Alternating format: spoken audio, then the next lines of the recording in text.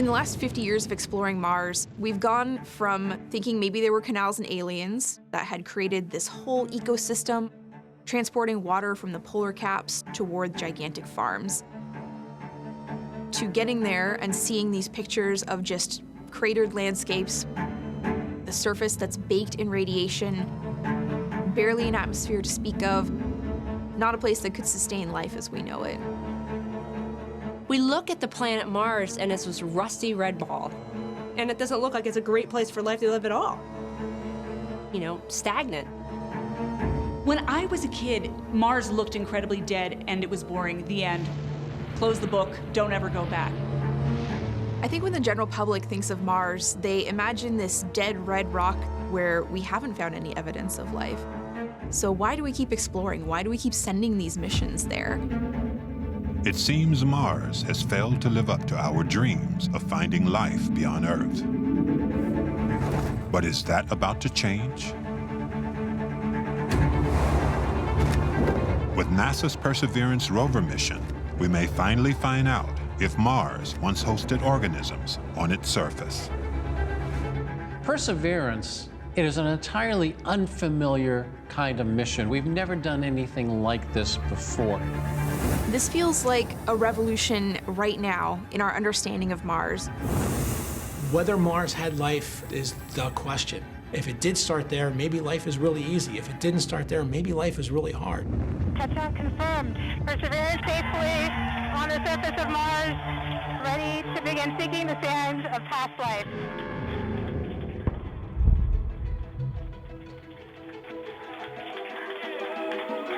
Touchdown confirmed. We're going to wait for the images.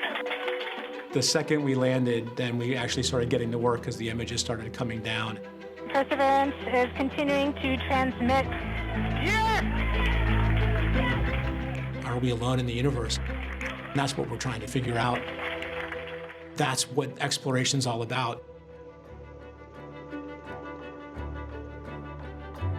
In 2012, Perseverance's predecessor, Curiosity rover, begins its mission to establish if Mars ever had an environment that could support life as we know it.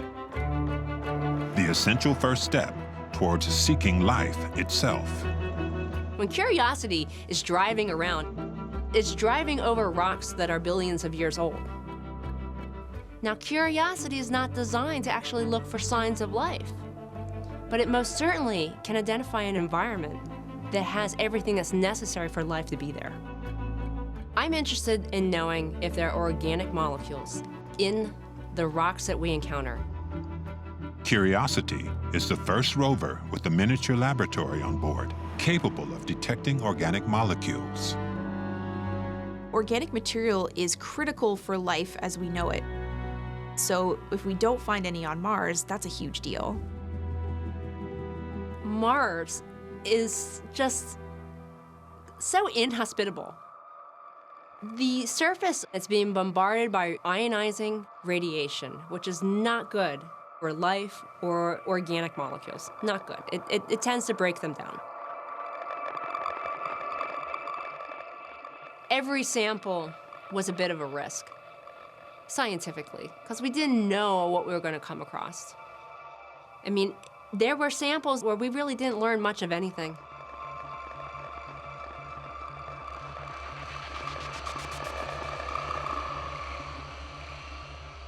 If we had the conditions for life to survive, we would expect to find organic material. We still hadn't seen any with Curiosity, and this was a big mystery. Was there never any organic material on Mars? Our best hope was to just keep looking. We came across a bunch of cobbles and stones that were all rounded. And the best way of doing that is in a river. We realized there had been water flowing on the surface of Mars in the past. Then we knew we were on the right track. We were heading to where we thought the lake was.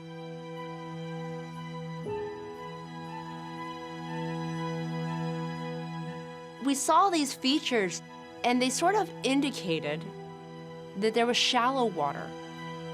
Shallow water is a great place for life to do its thing, get immediately trapped into the sediments. So I was particularly interested in that sample. And when we drilled into the first rock, the sediment was dark gray. It hadn't been rusted like everything else you see on the surface of Mars. And there was a window into the past. There was organic matter in that rock, and that it had survived eons of ionizing radiation at the surface of Mars.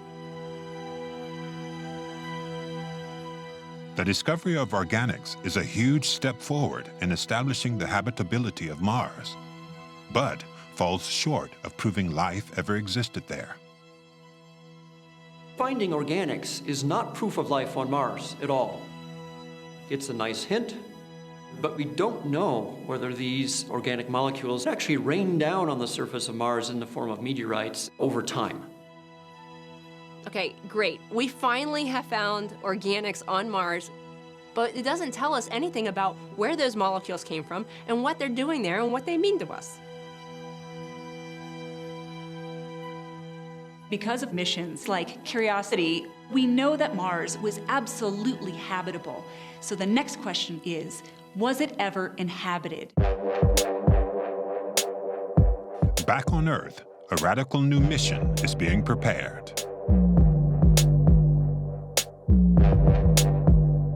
The goal of the Perseverance rover is to look for signs of ancient life on Mars. We finally put together the pieces of what Mars used to be like, and we know what evidence we need to definitively say whether there was or wasn't life on Mars. So Perseverance's goal is to take us to that next step. The purpose of Perseverance rover mission is to find some ancient traces of life on Mars, and for that purpose, the instrument needs to be different from the Curiosity rover, and we need to have more techniques to meet this requirement. And that's a price to pay to be on board. But how do you begin to unravel the clues that point to life? On the end of Perseverance's robotic arm is an instrument called Sherlock, designed to take Curiosity's investigations into organic molecules to the next level.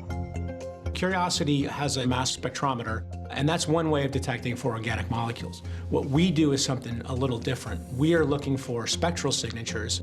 We shine a laser on a surface, and then we look at the backscattered light coming back, and how that light changes tells us what's in the surface. We detect and classify organic molecules on a very fine scale. The astrobiologists are going crazy for this instrument because the wavelength at which the spectrometer operates is optimized for organics. On the opposite side of the robotic arm from Sherlock is an instrument called Pixel, a radical reimagining of a geologist's most basic tool. I sometimes refer to it as a chemical hand lens. The hand lens being the eyepiece a geologist uses to look at the rock. Imagine being able to look through that and see not just what the rock looks like, but also what it's made of. Pixel uses spectroscopy to create a chemical map of the surface to reveal how life might have affected the rock. In a way, it looks like a camera image, but it is really the fingerprints of the rock, and in turn, those fingerprints tell you the history of the rock, how it was formed, what environment it was in. The Pixel instrument was something that arrived from doing field geology out in Western Australia one year, trying to look for evidence of life in the oldest rocks on Earth. I found that trying to figure out on Earth whether something that was in a rock that was possibly biological was actually biological was really helped by this instrument called an X-ray microscope. It's like a pretty decent-sized beach ball. It's connected to the mains power, and of course, if anything goes wrong with it, then you get a crew come out to fix it. The most challenging aspect of building Pixel is the not being able to break. You have to be able to get it off the surface of Earth to Mars, land on the surface of Mars, and then survive on Mars for the entire prime mission and hopefully well beyond. All of that had to be done in addition to getting it down from 80 centimetres cubed to about 20 centimetres cubed. There were certainly moments where it was like, oh my God, how complicated is this becoming? Tailoring these precision instruments for a future on Mars is a daunting engineering challenge, even for those who have been there before.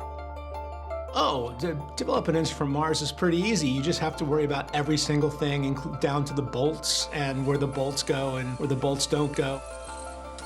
Most instruments that are Sherlock-like do not like vibration, and we're attached to a drill that vibrates.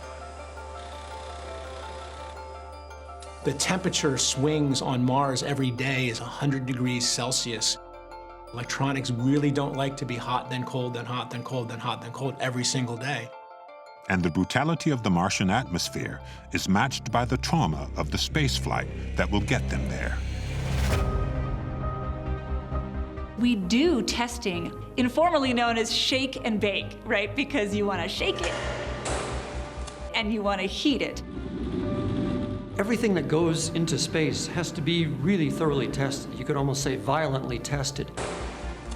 We vibrate it at different frequencies and make sure no screws come loose, nothing falls apart. When I saw the shaking, I was like, my God, what about the optical alignments? It's a bit heartbreaking to see your instrument suffering like that. The jewel in the crown of Perseverance's instruments is the eye-catching SuperCam. SuperCam is often described as the head of the rover, and it is. It's sort of this cyclops laser eye. SuperCam's long-range, rock-busting laser could make all the difference in the search for life.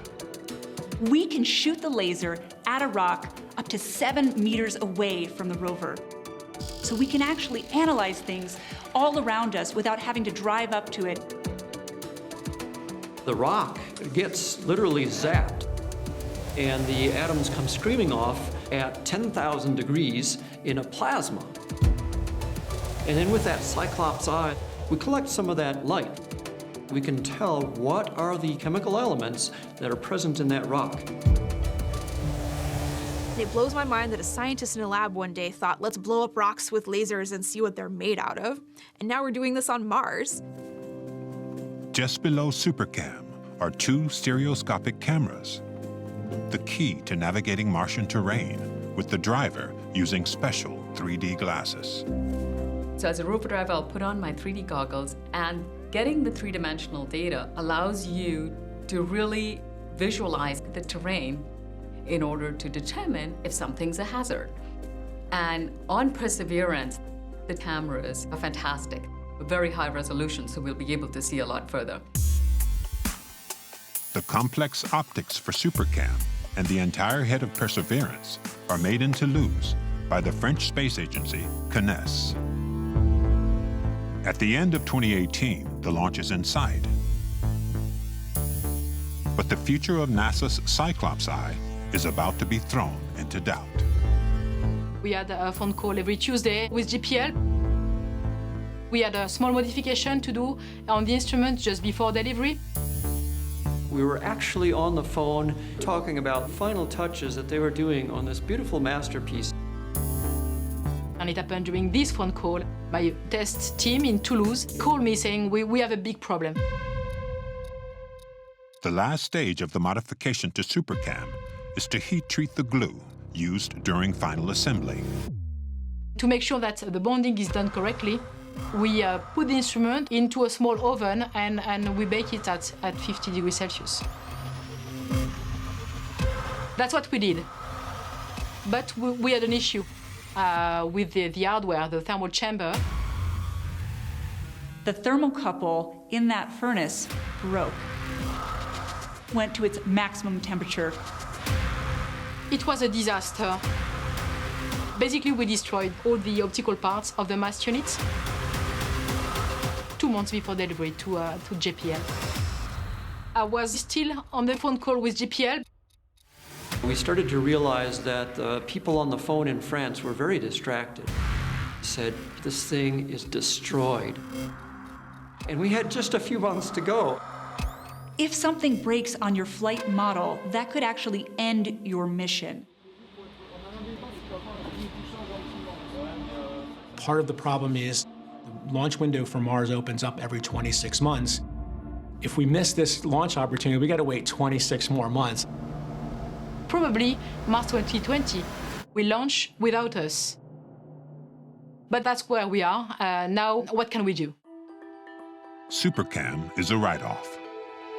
The team's only hope of hitting the launch deadline is to somehow repurpose existing hardware. And they have one chance to pull this back. In parallel to building the SuperCam flight unit, we were also building a laboratory unit, almost identical, so we could do experiments on Earth during the mission. We had to take that laboratory unit and try to make it flight-worthy. But we had to constrain everything in 6 months instead of 1 year taken to build the first model. It is really a last-ditch effort. It was like, oh, we've gotten this far, and then we're not going to make it. We had to work days and nights, the weekend and everything. But in 6 months, we had a new SuperCam mass unit. Honestly, I'm so happy to see the performance of the instruments. It's really a perfect instrument. As Perseverance is packed and prepared for launch, the mission is entering its most uncertain phase, where history has lessons for those choosing to visit other worlds.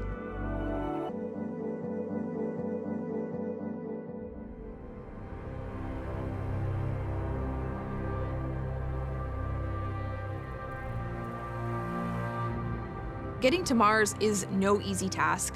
You have 2 moving targets, Earth and Mars, and then you're throwing in the 3rd moving target of the thing you're trying to get from one planet to the next at thousands of miles an hour.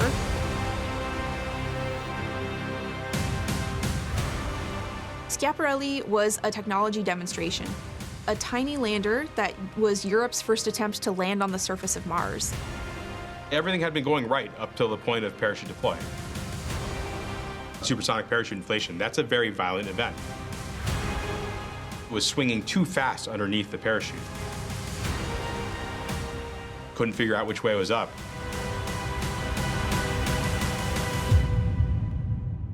Unfortunately for Schiaparelli, it was like stealing defeat from the jaws of victory. Schiaparelli ended up smashing into the surface of Mars and left a nice little splot in the dust that we could see from orbit. Schiaparelli hit the ground going much faster than it was designed to do, and we call that creating a new crater on Mars. And we felt, really horrible for them, because, there's years of work that went into that. It was a terrible feeling. It was just like another crash on Mars, and we could be next. The team on Perseverance looked at Schiaparelli as very much a reminder of just how hard this really is. 10, 9, 8, 7, 6, 5, 4, 3, 2, 1. The 58-meter-tall Atlas rocket is only just powerful enough to deliver the 1 metric ton rover to Mars at its closest approach. Even so, the journey will take 7 months.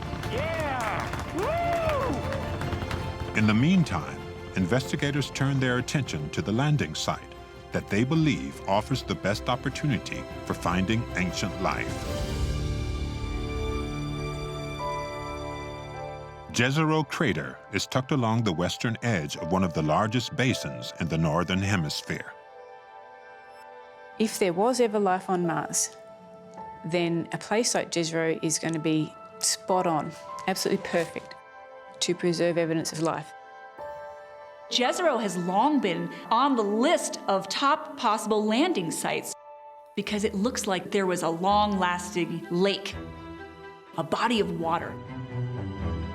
But the problem is that incredible topography is also incredibly dangerous for spacecraft. If you look at Jezero, there are just so many hazards. There's a delta with really steep clipped walls. Scientists want to go to places that have a lot of topography, that have a lot of rocks. But as a guy who's trying to land a rover safely there, when you look at all those things, you just see danger. Perseverance has a new technology called terrain relative navigation that recognizes hazards on the ground and takes avoiding action. And terrain relative navigation means that Perseverance can tell whether there's a mound or there's a hill or there's some other thing that the rover could possibly land on that would be bad, and it steers the rover away from that. And that's the only reason we could land in Jezero Crater. Without this navigation system, you should expect that about 20% of the time, you're not going to make it. Although the new technology has been tested extensively on Earth, this will be its first time operating in concert with the entire landing system. It's humbling, right, to realize that the first time you get a chance to use your whole system is going to be when it has to work at Mars. On February 18th, 2021, Perseverance is poised to enter the Martian atmosphere. Now, 293 million miles from Earth, the delay in communication means the spacecraft must act autonomously during the 7 minutes it will take to land. That's 7 minutes from when you hit the top of the atmosphere, going 12,000 miles an hour, till we touch down. There's literally nothing we can do. We're just finding out what has already happened about 11.5 minutes ago. We have spent more than 6 years developing the instruments, and you know that in 7 minutes, everything can change. Either you have the rover on Mars, or you lose everything in 7 minutes. Perseverance is on her own, but sends status updates back to Earth in the form of a tonal code, similar to musical notes. So it's kind of like it's singing a little song to us on the way down. And each of those notes means something different. You know, if you hit this note, that means we deployed the parachute. Or if you hit this other note, it means something has really gone bad with something. You wait for that telemetry to come back and see what it tells you. And if you're not getting the readings that you expect, your heart just sinks into the pit of your stomach. 10 minutes before we get to the top of the atmosphere, she tells us that something's gone wrong with one of the electronics boxes, one of the computers. All stations at this point, let's limit our traffic on the net to critical issues only. If Perseverance was right that something was wrong with that box, we would lose the ability to fire thrusters, and the propulsion system not working would be certain death. Perseverance is actually being pulled in by gravity and accelerating. The mission would be over, no question. There's a lot of silence in the room. Everybody's monitoring that telemetry so carefully, knowing that we'd done everything we could, and yet this belief that it'll recover, and we continue to have a mission. A vehicle slams into the atmosphere, going about 5.4 kilometers per second. On the outside of the vehicle, we're getting white hot like the sun. All we can do is take a look at what Perseverance is telling us and worry. Are your engines really going to work? Or are we about to fall to our death? Luckily, the spacecraft began to do things that were consistent with the box working, because all of our thrusters seemed to be working fine.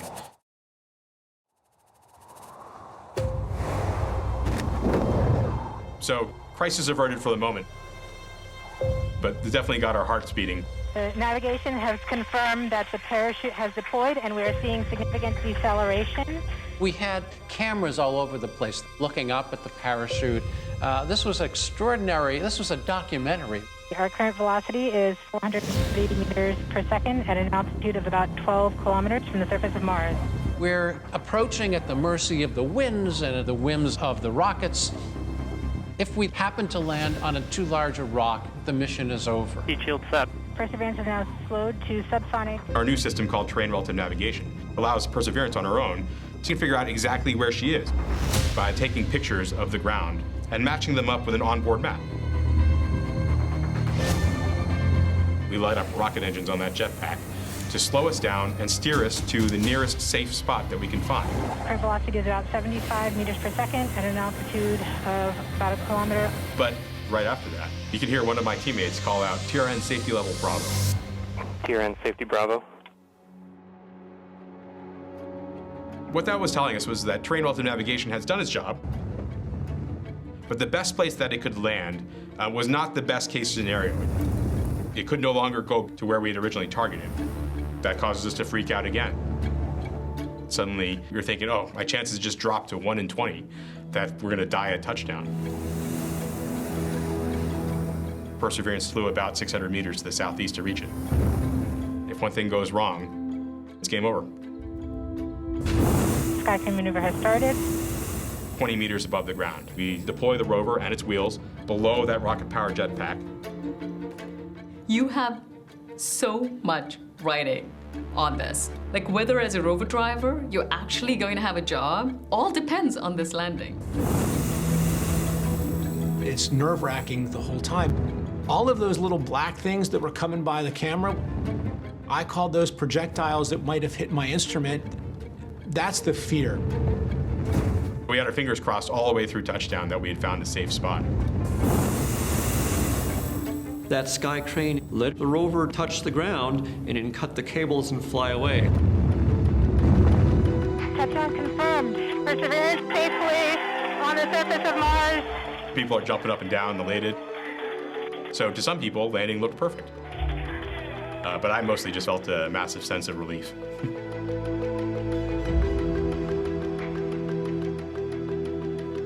As soon as they gave us a coordinate, we were able to load where the rover is. You're like, what is Jezero like? You're curious about seeing the terrain.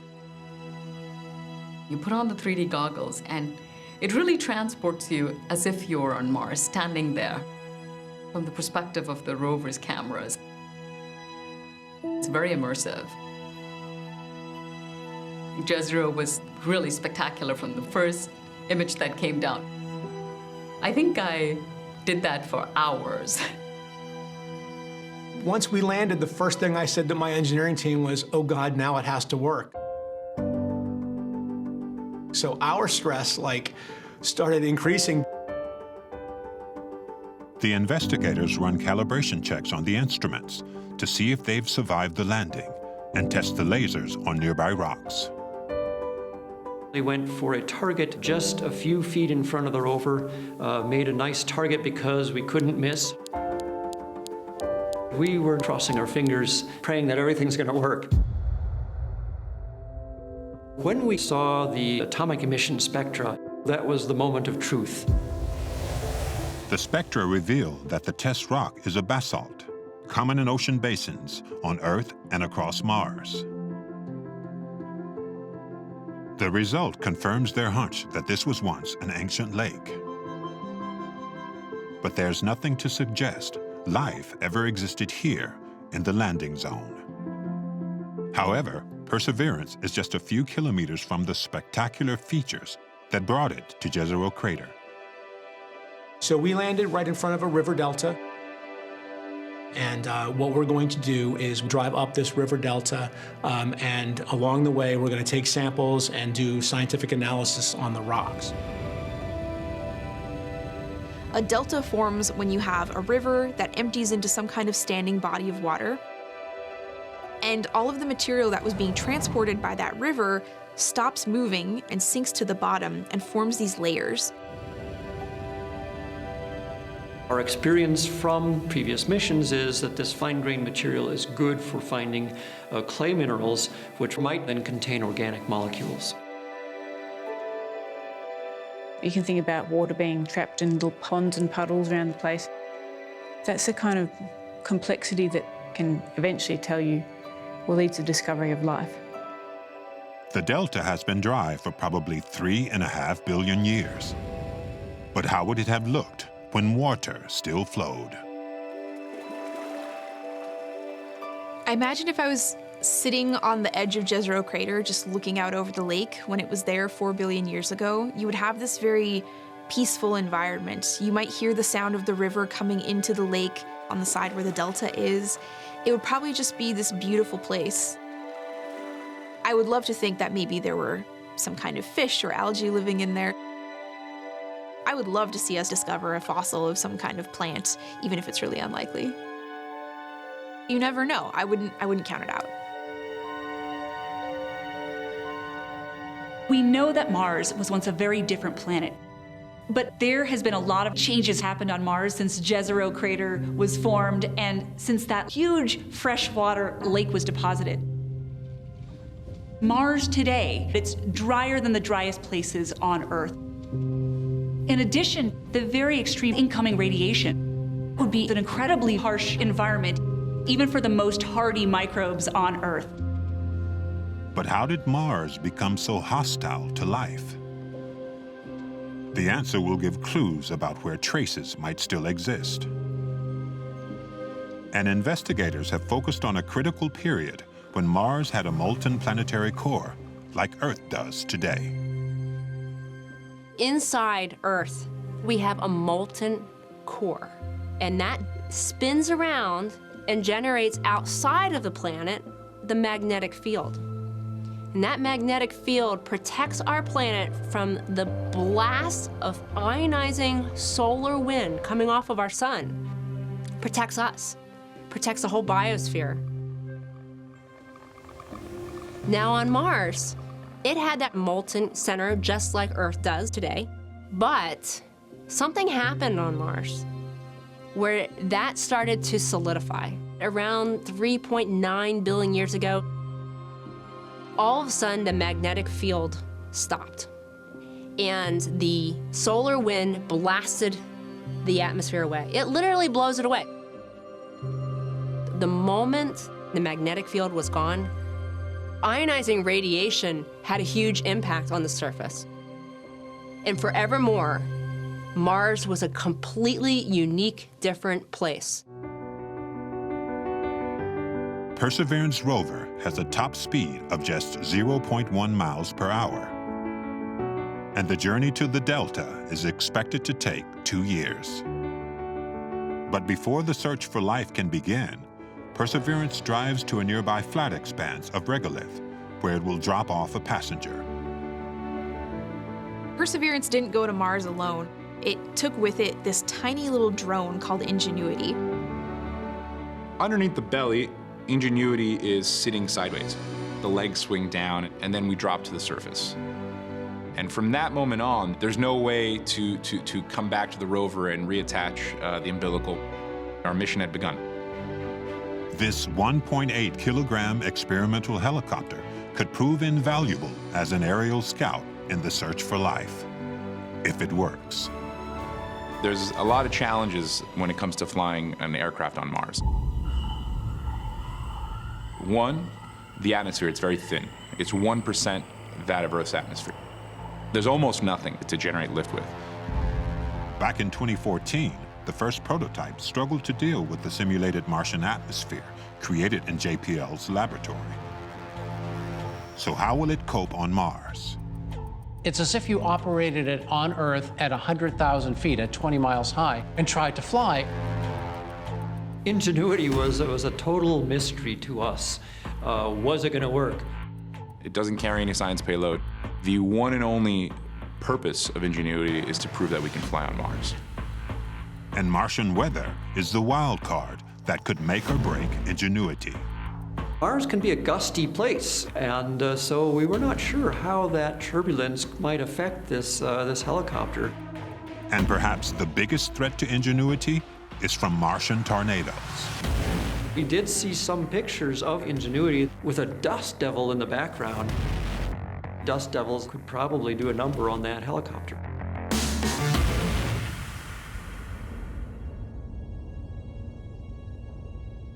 So today's the day of our first flight on the surface of Mars. We have sent the commands up the day before, and everyone's holding their breath. Definitely very nerve-wracking. Equations tell you that you can get lift if you make it light enough, if you make the propellers big enough, but can you control the flight? That's another story. Even taking off would have been a massive success.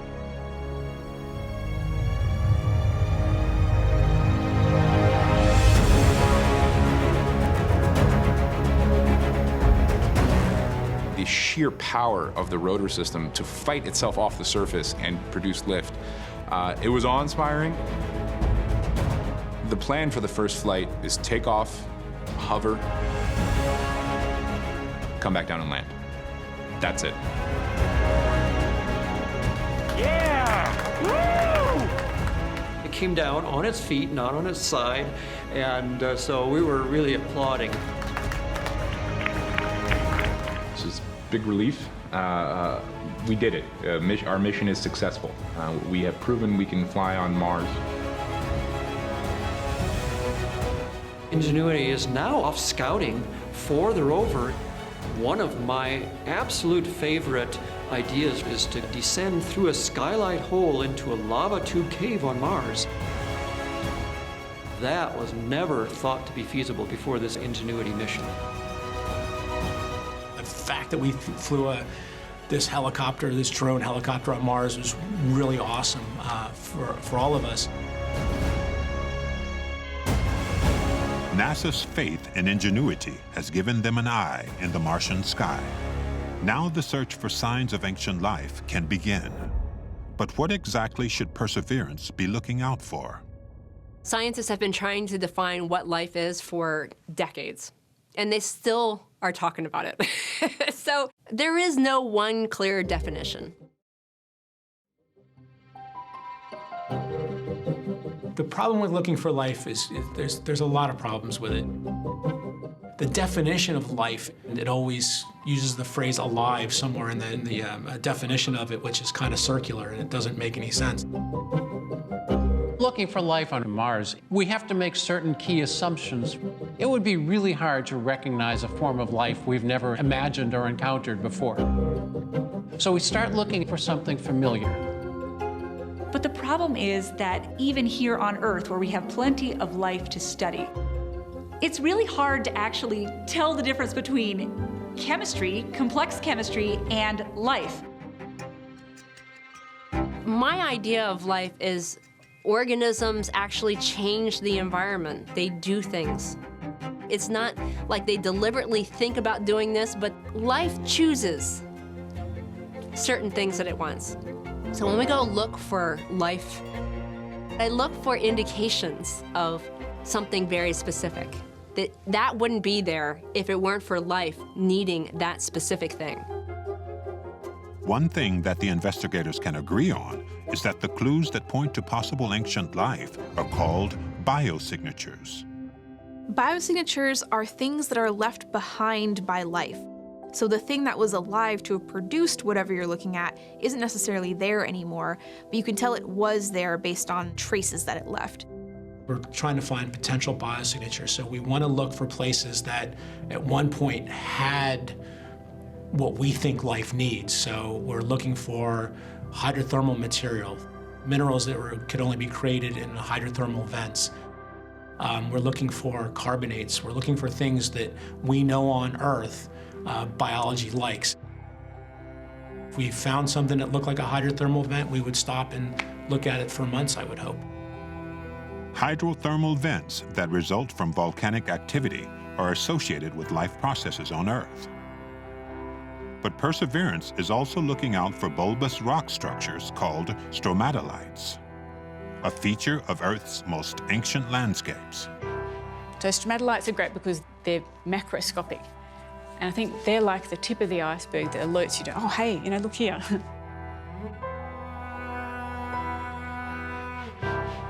They are really rock formations, but they have within them organic carbon mixed with the rock layers that were the sediments. Life on the Earth tends to clump, and on Mars we would expect the same thing. Lakes lay down layers, they lay them down flat. It's hard to imagine without biology how those things grow. So life can alter the appearance of rocks, a biosignature carved into the landscape. But on Earth, microbes can also affect the abundance of certain minerals in rocks. Could the same be true on Mars? When you think about the things that life needs to survive, you probably think of water, maybe plants living off sunlight, but there are actually microbes that can live off of eating rocks. If you ask A different scientist, you'll get a different answer. But my particular biosignature of interest is a family of minerals that are high in the element manganese. Here on Earth, microbes absolutely love manganese because it has a lot of really critical chemical properties that they can use to actually do their metabolism. Microorganisms have this amazing ability to adapt. They are capable of getting energy in so many unique ways. Give them a rock and they'll figure out how to use it. On Earth, high concentrations of manganese oxide have been linked to the presence of ancient microbial life. And a similar overabundance of this mineral has already been found on Mars by earlier missions. These minerals tend to form little bumps and crusts. You'll just roll up to a new spot and suddenly there is manganese. And now Perseverance is discovering signs of more deposits. As we look through SuperCam data, we can see that there is manganese in these rocks in Jezero Crater. It literally is the very first time we shot a rock. You could see manganese in it. You know, this is very intriguing. It's not proof that life did this on Mars, but we can start looking for other things that can start building that case that maybe life made these materials. Perseverance's instruments are designed to recognize the subtle imprint of microbial life and the familiar chemistry of organic molecules. But the devastating effects of ionizing radiation add another level of complexity to the challenge of locating biosignatures. We joke about the fact that it's planet bleach. Life as we know it needs water, an energy source, and organic carbon. But Mars is a very bad environment for a lot of organic molecules. If there was life there, would that site have preserved the evidence in a way that we can find it today? The challenges facing the robotic search for life on Mars may appear overwhelming. But Perseverance has come prepared to tip the odds in its favor. If we're going to find evidence of life on Mars, we may get incredibly lucky and do it on Mars, but far, far more likely, it's going to be in a laboratory with proper equipment back on Earth. And so Perseverance is an entirely unfamiliar kind of mission. Yes, we're driving around, we're looking at rocks, we're doing science on rocks. But it's being done to select samples, take small drill cores from those samples, put them in hermetically sealed containers, and leave them behind for a future mission that is only now being planned, an international mission to retrieve and bring back to Earth, hopefully within the next decade. A sample is about the size of your index finger, and then you go and you unleash all the power of the laboratories on Earth and try and look at the even smaller scale. This is really important because we can actually take those samples and look for signs of DNA in them. And DNA is irrefutable proof of life.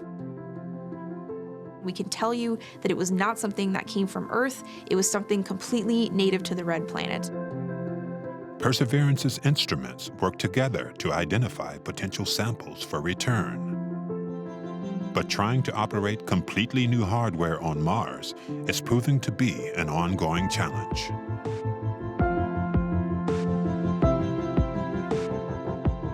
The stress never gets any less. We're turning ourselves on today, and we're going to do some spectroscopy on the surface. I'm petrified that it's not going to work. I used to have an old car, and every time I would go out and turn the old car on, it's the same feeling. Is this the time the car is not going to start? Mars is living up to its reputation as an unforgiving host, where even the night itself is just another hazard to contend with. What happens is, as soon as the sun goes down, the temperature plummets. The metal that the rover's made of starts to contract. And it's like the arm starts to move and drift around, and that drift was actually not at all trivial. Pixel needs 17 hours to create its detailed microscopic maps of rock surfaces. And the sample must remain motionless under the sensor for the whole period, which created a headache for engineers during the development of Pixel. So we actually had to invent a new thing called a hexapod.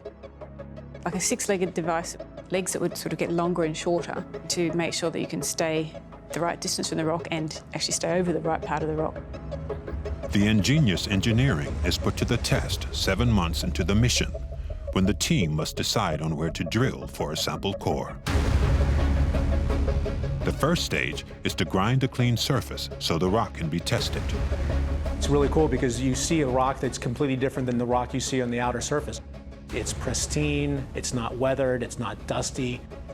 You can see individual crystals. They're not tiny, they're actually really big. It looks like it's a volcanic rock. But there are some other smaller features that are a little bit harder to resolve. We have to go for a closer look. When Pixel scans the surface, 4 billion years of history is exposed. Pixel can make us an incredible map of the chemistry of this area. We can see that these smaller features appear to be salts. Crucially, the presence of salts means the rock has spent time underwater. But what nobody is expecting is the presence of calcium phosphate. What's so interesting about calcium phosphates is that they form in some very unusual environments on Earth. And in general, they're very closely associated with life. Phosphates have never before been discovered on Mars. And so that makes them incredibly intriguing to discover in Jezero Crater. The team decides to drill for a rock core to return to Earth. This sample could rewrite Mars' history. And some believe that the salts could even contain a microscopic horde of lake water.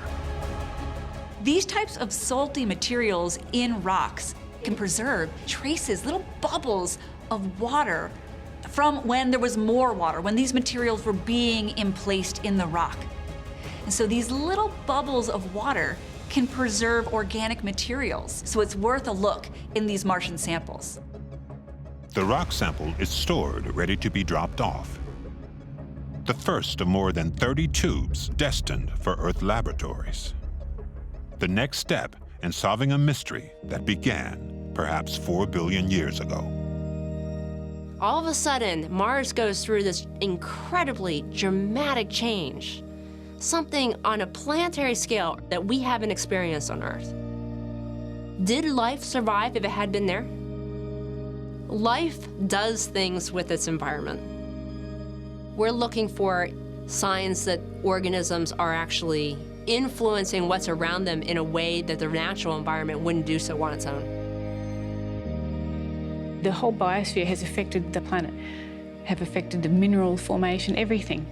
And that has got to be recorded in the rock, some way, shape, or form, I think. There should be something that we can decode from that. It might take decades. Mars is an entire planet, a planet like Earth, full of diversity of all kinds of things we can't imagine. So in a way, what I expect is the unexpected. I'd like to know why Mars didn't have life or why Mars did have life. We're an exploration species and we want to know where we fit in the entire universe. Either answer is wonderful. Are we alone? Is there life out there? Or is life so special that it's only here on Earth? We might find evidence of that randomness that defines the non-biological world. If there is evidence of life having once existed on Mars, then that tells us that life can exist on a planet and then it can disappear. That's the reason why we're doing this.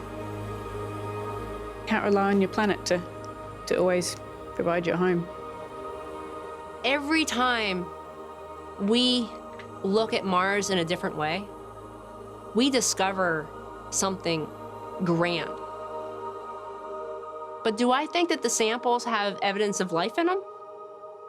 It depends on what day you ask me.